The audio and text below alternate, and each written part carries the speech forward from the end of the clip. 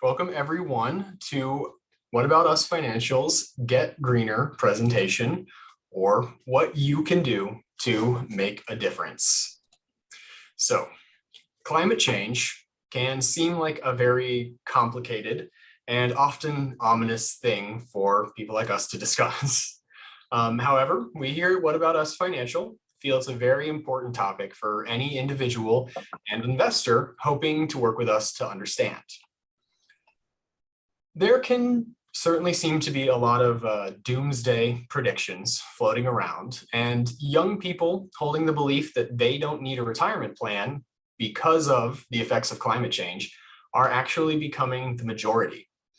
And they can easily find you an article out there that seems to postulate on the end times being just a few years or decades away.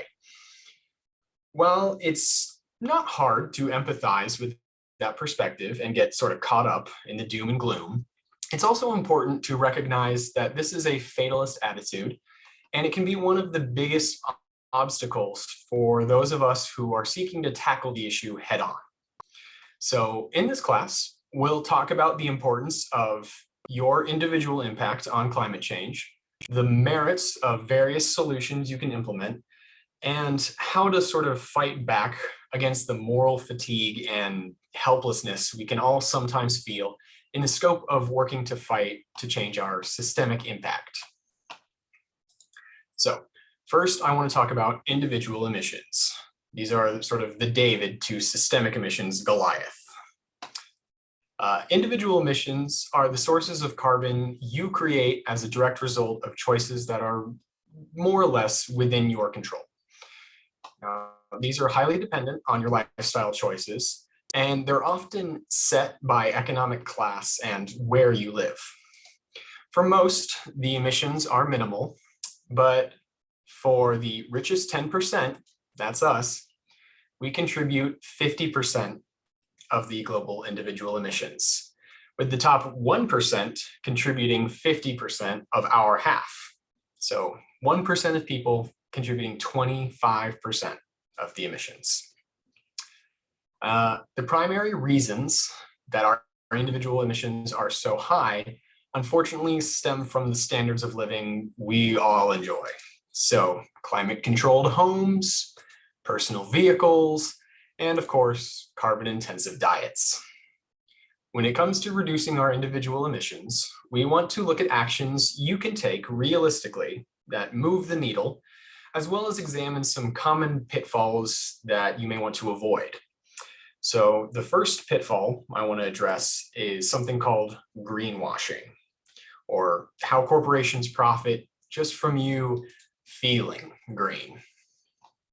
So maybe you've seen this ad or an ad like it, where a beautiful woman frolics through a field of wildflowers in a sundress, or a friendly man in a flannel tends to his campfire while a soft acoustic instrumental plays in the background, and a calm, disembodied voice assures you that Company X cares for the environment and cherishes this world we share.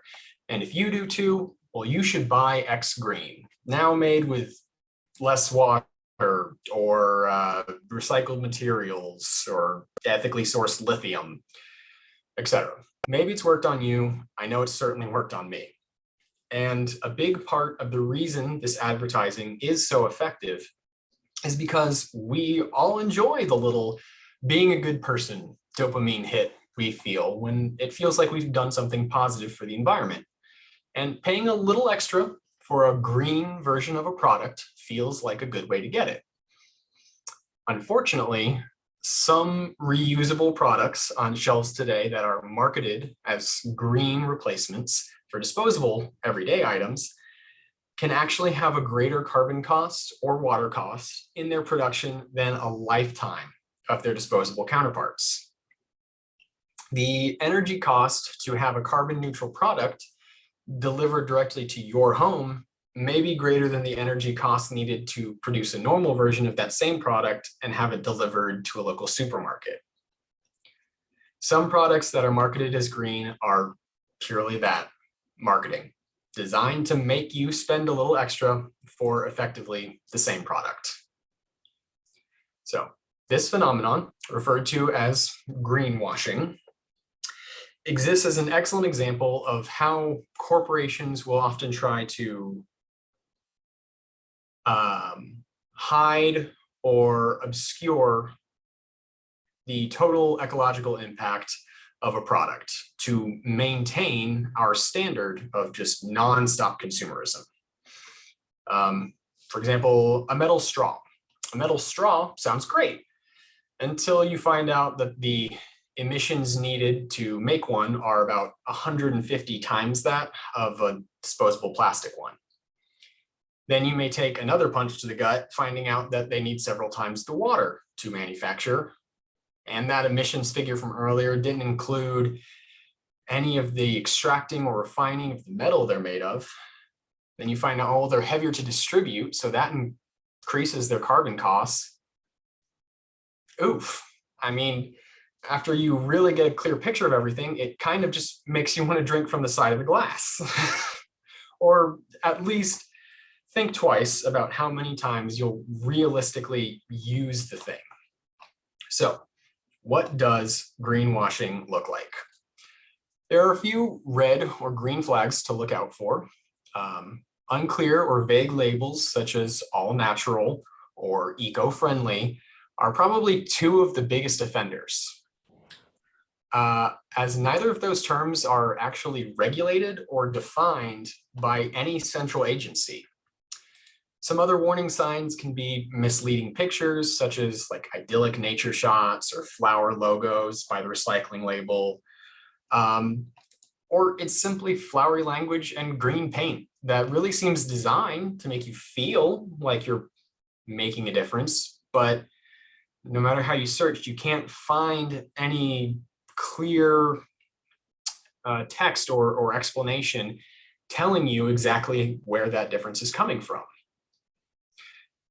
One last common indicator that a product is greenwash is if it's sold alongside non-green products from the same major brand.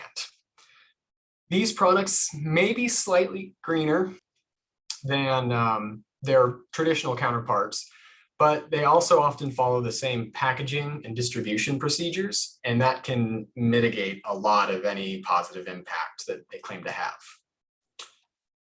Greenwashing can also refer to the distraction green marketing causes and encourages, or can cause, by encouraging replacing certain products rather than reducing our overall usage. And it can refer to the practice of companies leading us to believe that those are ecologically equivalent actions. Unfortunately, this is very rarely the case. A message that I'll share a few times through this presentation is the most green product is the one you can go without.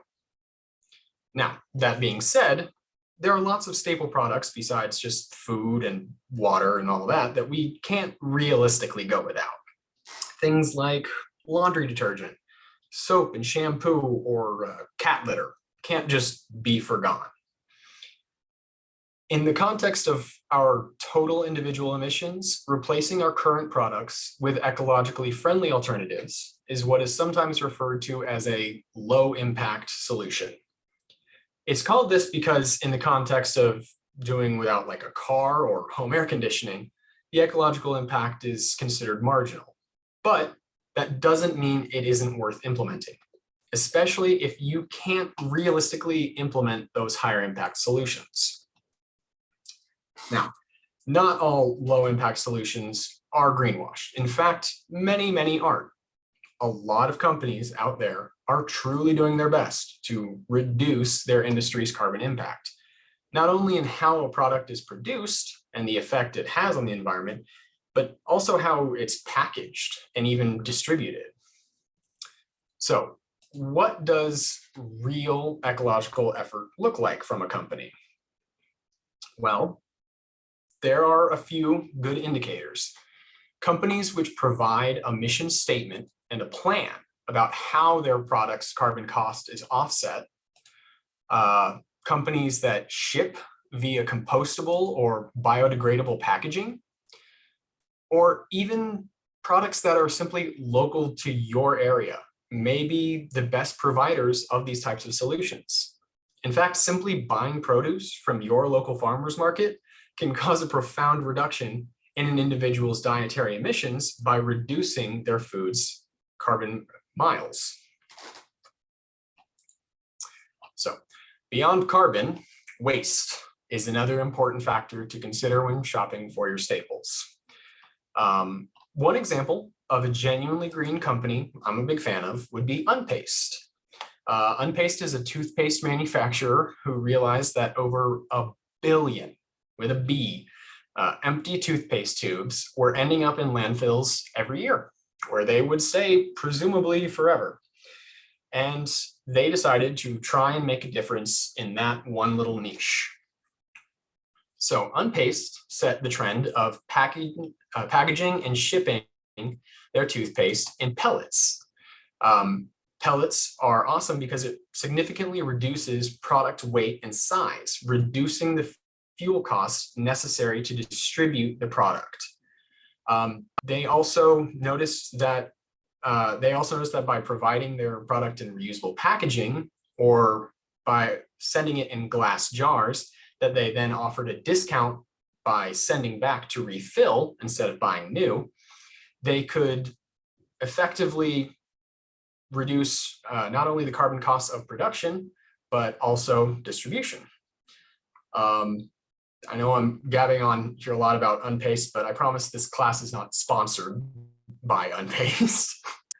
Another example is Net Zero. Net Zero Company is working on a mission to provide not only carbon neutral products offset by their independent actions, but also reduce the enormous amounts of plastic and metal waste that our lifestyles can generate. We've all seen replacement grocery bags, but what about produce bags? And your detergent may be all natural, but the big plastic tub it comes in certainly isn't. And it takes up a good amount of space and weight on freights before it gets to you. Detergent sheets aren't exactly glamorous, but real solutions attack real problems, not guilty consciousnesses. So when laundry sheet producers were examining this problem, they realized, well, we're wasting a ton of money in carbon on essentially moving water around. A lot of our product is just water. If we take all of the water out, we significantly reduce the weight. If we reduce the weight, we reduce how much carbon we need to put out, sending this product out to distributors. So these are the kind of companies and products that are worth implementing low impact solutions for.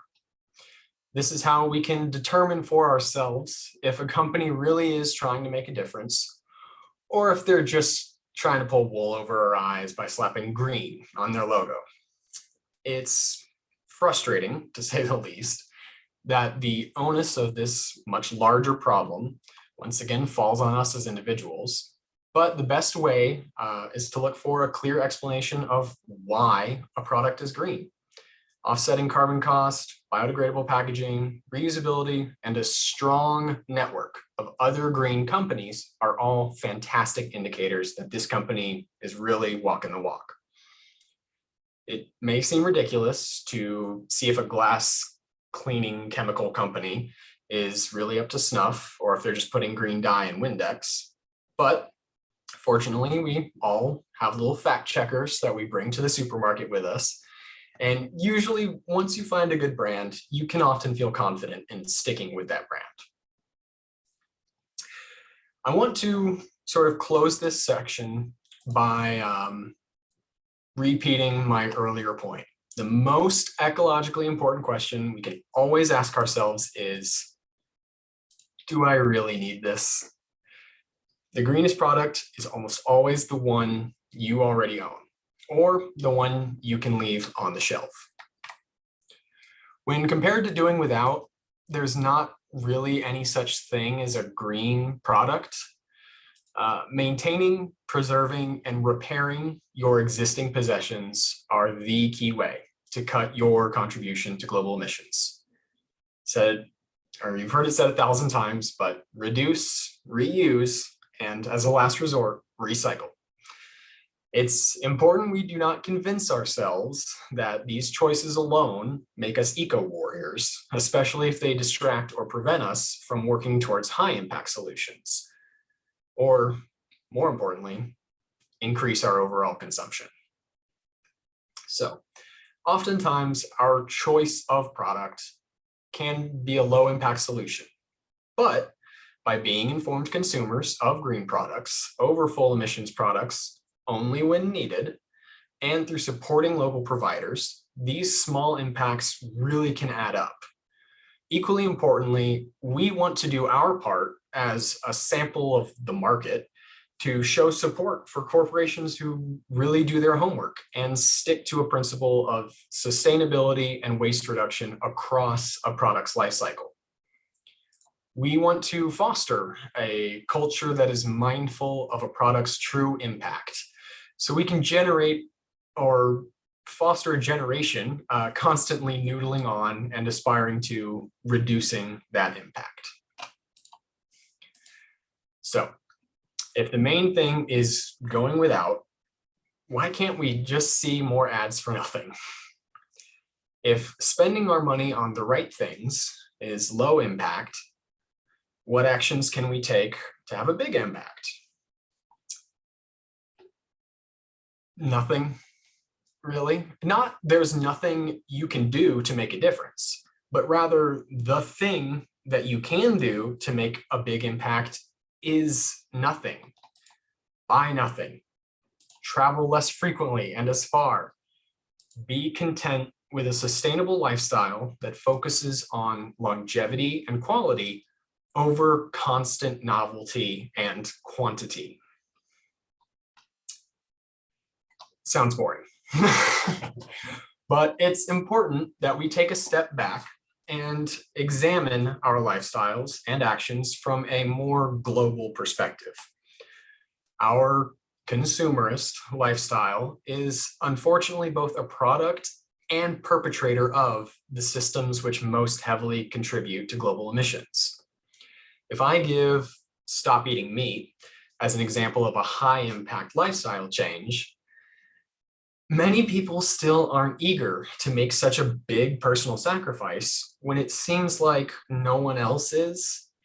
Plus, if it's not even a drop in the bucket compared to systemic contributors, forgoing meat can seem like a really big sacrifice for what seems like a relatively small impact, especially when the whole fossil fuel sector just keeps chugging right along. And yet, no snowflake in an avalanche ever feels responsible. Our current cultural perspective of meat, as an example, is severely out of whack, as the kids may say. For most of human history, meat was an occasional indulgence and a symbol of status and wealth. Now, it's considered a staple food, even for poor Americans, and is usually included in every meal. We often think of these meat-rich diets as almost inherently American and associate them with our culture. But for the average American, meat consumption rose from about 80 pounds per person during and before the Great Depression to over 180 pounds per person in the last 10 years. We are finally seeing a decrease, if you can see that little downturn at the end. And that's usually attributed to plant-based diets gaining traction in the zeitgeist. But the reality is the affordability of meat has created just enormous emissions as factory farming clamors to keep up with what is inherently unsustainable demand. Now, meat is just one example, but it's a good example of how quickly what was once viewed as excessive consumption can quickly become normalized or even expected in our culture.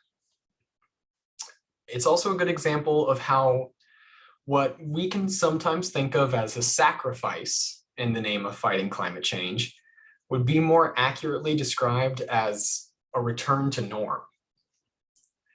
Our lifestyles are not and never were sustainable, so we should really try our level best to detach from them.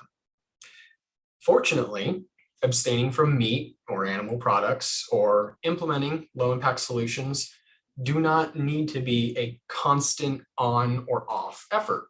Just switching your meat consumption to a weekly indulgence can have a nearly equivalent impact. Our consumerism is a big problem already, but unfortunately it stands to become an even bigger one.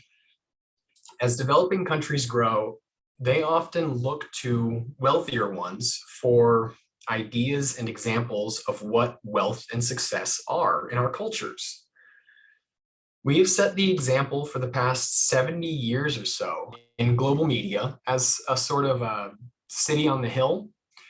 So it really shouldn't be much surprise to us that billions of people in developing countries are motivated to replicate our lifestyles. They want to live how we do.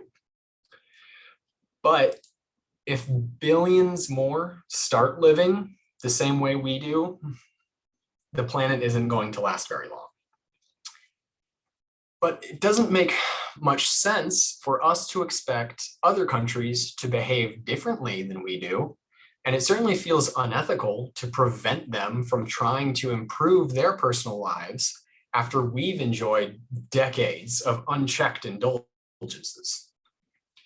And last, it's unrealistic to expect poor and developing countries to adopt expensive carbon reductive technologies, even if they may be emitting more.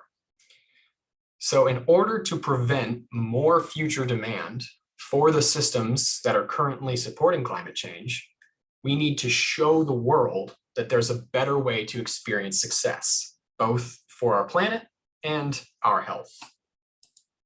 So what can we do to set an example of going without? Minimalism is a philosophy and lifestyle that has been gaining momentum as a movement to significantly reduce an individual's carbon footprint, while also appealing to those looking to reduce their expenses. Minimalists can definitely seem like pretty radical people, often going without, new electronic devices like the latest iPhone. Some of them even go without cars. Some even go without traditional homes. But they are by far the best of us at reducing their impact on the climate because they focus their efforts on high impact solutions. Our large climate controlled homes, placed far from our large climate controlled yet windowed offices, are the two biggest contributors to our individual emissions. Cutting transportation by working and vacationing near home, reducing your home's energy demands to a point that they can be maintained by on-property renewable energy sources like solar panels or wind farms, and switching to a plant-based diet are the three biggest high-impact changes an individual can make or move towards in order to reduce their individual emissions. Fortunately, all of these goals can be worked towards gradually. And when you see the positive impacts they have on your lifestyle or on your finances, it may be easier to find the motivation to keep looking for little ways you can trim carbon from your lifestyle. So, beyond how we set an example through our actions, we also set examples through our values and our culture. If our cultural definition of success still includes a wasteful, high emissions lifestyle, then our individual efforts will never really gain the traction they need to become widely adopted. Instead, we need to, as a culture, sort of champion celebrities who live well below their means or spend their extra cash to neutralize the carbon cost of their lifestyle. We can change what impresses us, what we aspire to, and what qualities our children admire and seek in their teachers and leaders. We can be pickier, both for our own sake and for the sake of the planet. I know as well as anyone how easy it can be to mindlessly purchase something when it's just $5. But having a few prior hurdles of personal standards that you have before you even look at a product's price helps to break the endless cycle of consumerism and junk accumulation. And these are all simply shifts in perspective and values.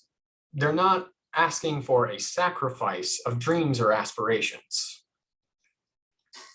So if we aren't saving money to go on fancy vacations or eat filet mignon or buy snazzy electric cars, what does all this reduction really get us? While it'd be nice to just say the planet and leave it at that, we all know that people need to be more directly motivated. If the answer is buy less, what can or should we do with all the money we save? We'll get more into that a bit later, but right now we need to address the elephant in the atmosphere: systemic emissions. This is sort of the Goliath to our little Davids. When discussing climate change, one must never neglect to point out the real contributors of global emissions. Since 1988, 71%, almost 3/4 of all global emissions have been contributed by a few fossil fuel companies. These systems and emissions are mostly beyond our control. We can influence them and pressure them through lobbying and legislation and policy, but unfortunately, we as individuals are often powerless in the choices which contribute to systemic emissions. You don't usually have a choice of power company, or if you do, there's no guarantee that one of them is a renewable provider. The global energy sector is the real bear in the room. Even if we as individuals cut out all the carbon we emit for the rest of our lives, it'd be equivalent to shutting down the global energy sector for about 1 second. And that's the one sector that seems to be beyond our immediate reach. So I want to talk about BP's message and their role and why we're all here today. They very clearly wanted to explain to us, hey, you're not stuck in traffic. You're not stuck in a problem. You are traffic. You're part of the problem. BP and other fossil fuel companies have spent egregious amounts of money making you and I feel personally responsible for climate change instead of cleaning things up, while they continued to emit far more than the rest of us combined. So it needs to be acknowledged that the personal responsibility aspect of climate change can easily be overplayed. And you probably have been influenced into taking on an unfair portion of the blame and responsibility. Upon hearing this, it's easy to react with anger or become disillusioned with the idea that we as individuals can make much of a difference. And this can lead to some nasty side effects: decision fatigue, willpower depletion, a lot of blame casting, but not a whole lot of real constructive action. It's important this information be considered with a bit of context, though. BP and other fossil fuel companies haven't been polluting or emitting all this carbon without any reason. They've been emitting what they do in part because the market demands it, and the market is made and supported by individuals like you and me. If we're being honest with ourselves, we are members of the market that most fervently demands far more emissions than anyone else. Fossil fuel companies have been continuing to emit at the rate they do, not only because we failed to introduce sufficiently harsh civil or criminal punishments for their emissions, but often because we as individuals fail to even stop our patronage. To this end, systemic change is impossible if we won't change the goal of the system that it was built to achieve. and the standards we hold those system operators to. So we cannot implement our will upon everyone else. All we can do as individuals is pull out of traffic. However, the impact you have as an individual is not so easily simplified as the carbon emissions you've saved. The examples you set and where your priorities lie and why you hold them has a profound impact on the people in your life, especially younger generations. Children will always look to their parents and grandparents for an understanding of what they should prioritize and respect. Fostering a culture of reduction and sustainability across your community is one of the most important actions we can all take to influence the larger systemic change. So, beyond cutting back on our energy and goods consumption to help combat climate change, we're also fortunate in that we live in a country that has another powerful tool to implement systemic change, and that is voting. It may seem a bit strange that a political party would center its entire movement on what other parties would consider to be a single talking point. Yet, when we analyze the complex and deeply entrenched systems that have gotten us to this point, it quickly becomes apparent that a nuanced understanding of economics, law, domestic and foreign policy are all essential to untangling and removing these systems. Attempting to approach climate change as anything less than a collective political issue is extremely difficult, as current policy really muddies our understanding of exactly how economically viable fossil fuels are, or how viable alternative energy solutions are because of stuff like government subsidies. And unfortunately, economically unviable solutions need to be implemented now on the hope that we overspend a little to correct our past mistakes. But by doing so, the technology becomes more affordable so that those in developing countries who never prospered under industrialization can attain similar qualities of life without having to repeat our emissions mistakes. So, voting is the best way you can see ecological policy implemented, but that can sound somewhat disingenuous.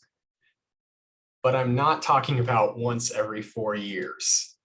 Local elections are often overlooked, but they're extremely important in providing feet in the door for higher positions.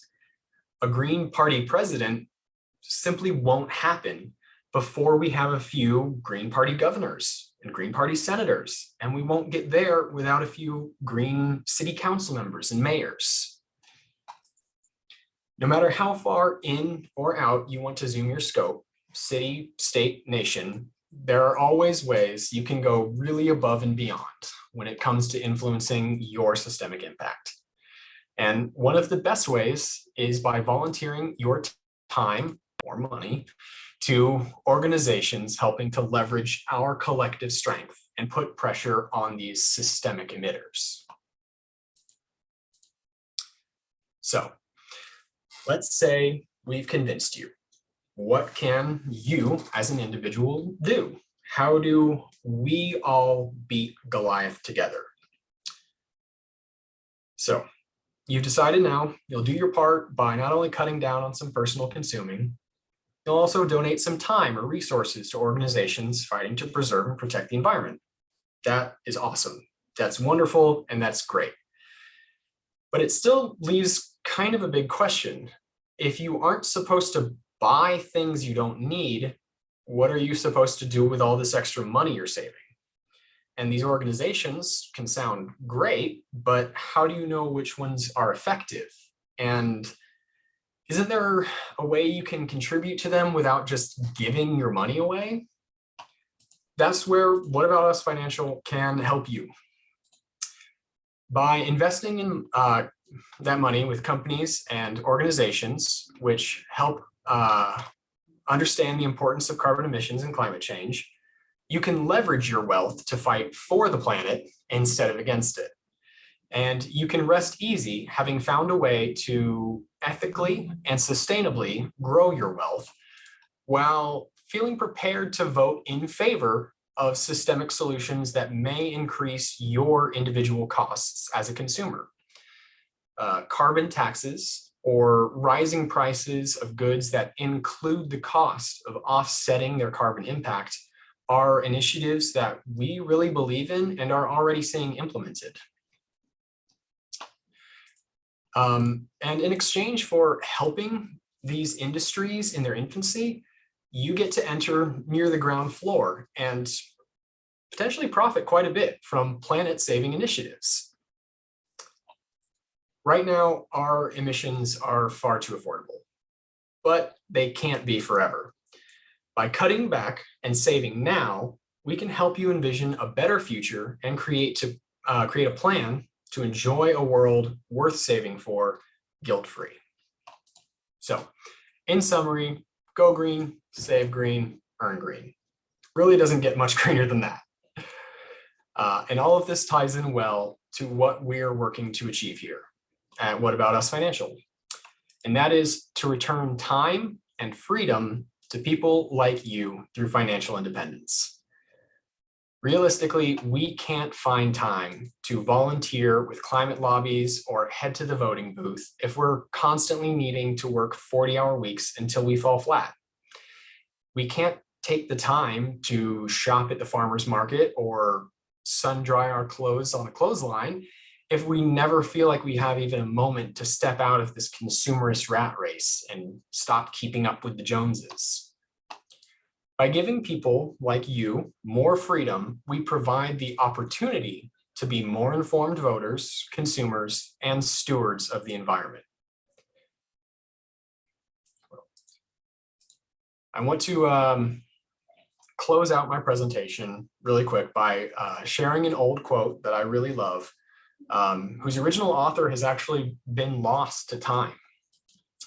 But that is, when I was a young man, I wanted to change the world. I found it was difficult to change the world, so I tried to change my nation. When I found I couldn't change the nation, I began to focus on my town.